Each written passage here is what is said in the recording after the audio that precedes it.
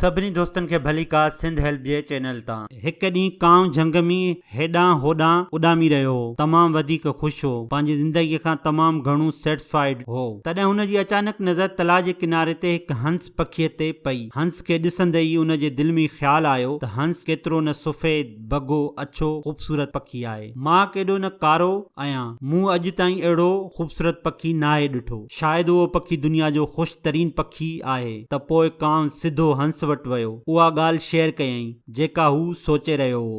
हंस उनखे शुक्रिया अदा कंदे चयईं त मूंखे पहिरियां ई ईअं ई लॻंदो हो त सिर्फ़ मां ई ख़ूबसूरत आहियां, पर हिकु ॾींहुं मूं तोते जे बारे में ॿुधो। छा तोतो ॾिठो आहे? उहो तमामु ख़ूबसूरत हूंदो आहे। उन जे बदन ते ॿ रंग हूंदा आहिनि, उहे ॿ रंग ॾिसण में तमामु सुठा लॻंदा आहिनि। मूंखे लॻे थो तोतो ई दुनिया जो ख़ुशि तरीन पखी हूंदो। कांव उन ई महिल उतां उॾामी वञे थो। कांव तोते खे ॻोल्हे लहे थो, पोइ तोते खे सॼी ॻाल्हि करे ॿुधाए थो। तोतो चवे थो त पहिरियां ई मां बि ॾाढो ख़ुशि रहंदो हुउसि, पर हिकु ॾींहुं मूं मोर खे ॾिठो। मुंहिंजे परनि में त सिर्फ़ ॿ ई रंग आहिनि, पर मोर जे परनि में त केतिरा ई रंग आहिनि। मूंखे लॻे थो मोर ई दुनिया जो सभ खां ख़ुशि तरीन पखी आहे। कांव निकिरी पियो मोर खे ॻोल्हण। मोर उनखे हिकु चिड़िया घर में मिलियो। कांव मोर खे ॾिसी हैरान रहिजी वियो। उन कॾहिं एॾो ख़ूबसूरत पखी पहिरियां ई न ॾिठो हो। उन जे परनि ते कई खोड़ सारा रंग हुआ, ग्रीन, ब्लू, पर्पल, वाइट। ऐं जॾहिं हू सिज जी रोशनीअ में हलंदो हो त मोर जा रंग ई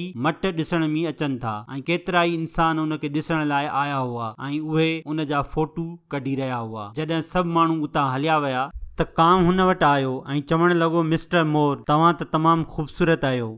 तव्हांखे हज़ारे माण्हू परे परे खां ॾिसण लाइ अचनि था ऐं फोटू बि कढाइनि था।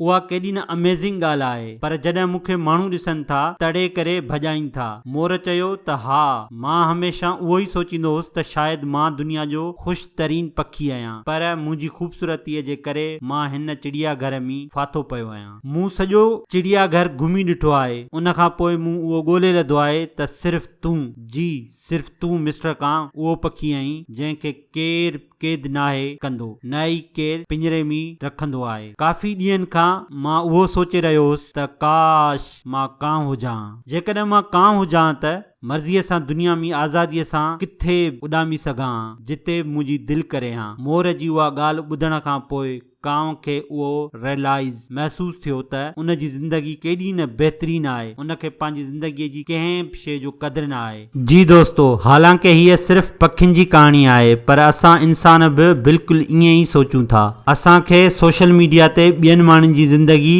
ख़ुशि ऐं ब्यूटीफुल लॻंदी आहे। असां उन्हनि खे ॾिसी करे हिकु अजीब रेस में पंहिंजे पाण खे दाख़िल कंदा आहियूं।